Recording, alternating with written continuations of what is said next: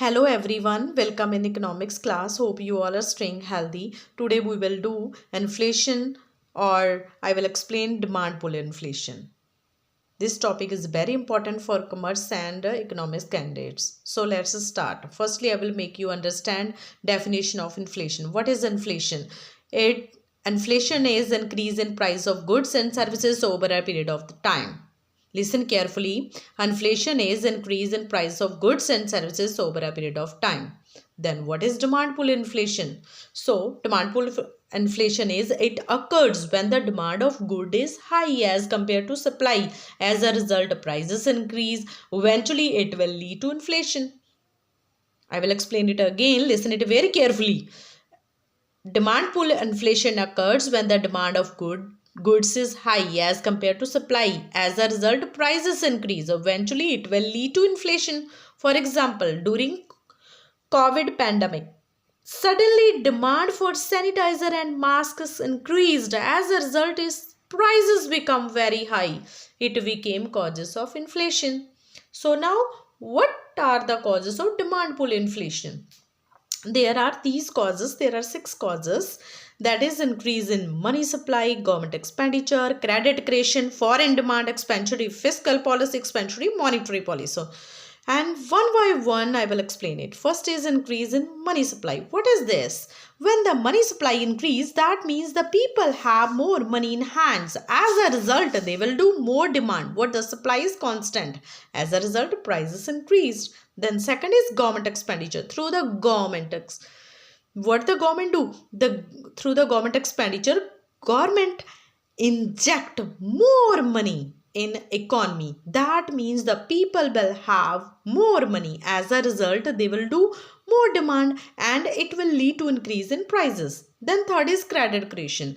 Through the process of credit creation, commercial bank expand money supply. That means now the people will have more money. As a result, they will spend more money.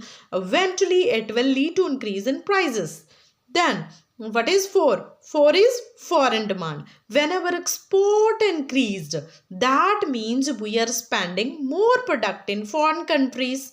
As a result, a domestic supply fall, what the demand constant, it will lead to increase in prices.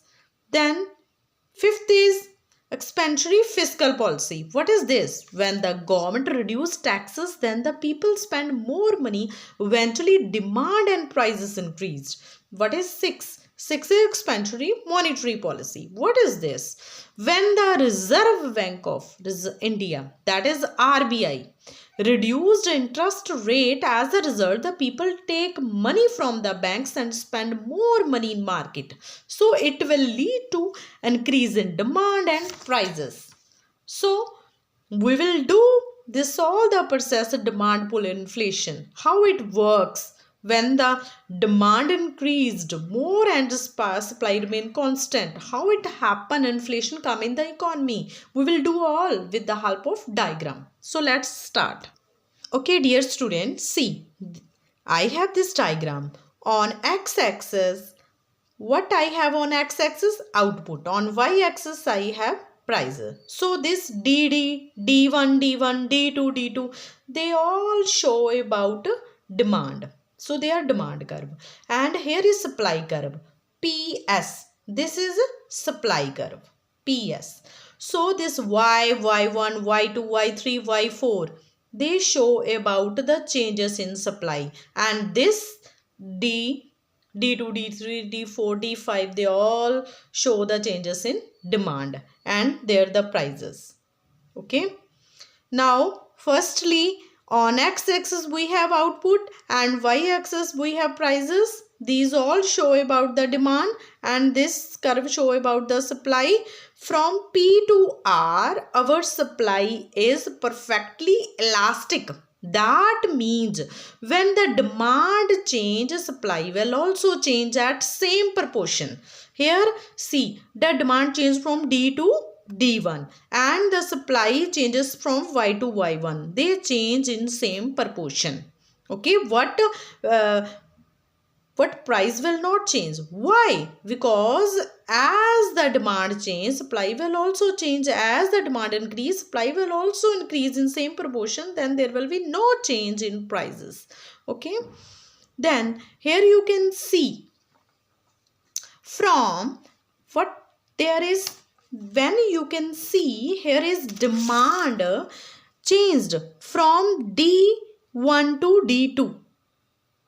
And it's also changed then after that from D2 to D3. Okay. What you can see from Y to Y1 supply changes less. What the demand change more.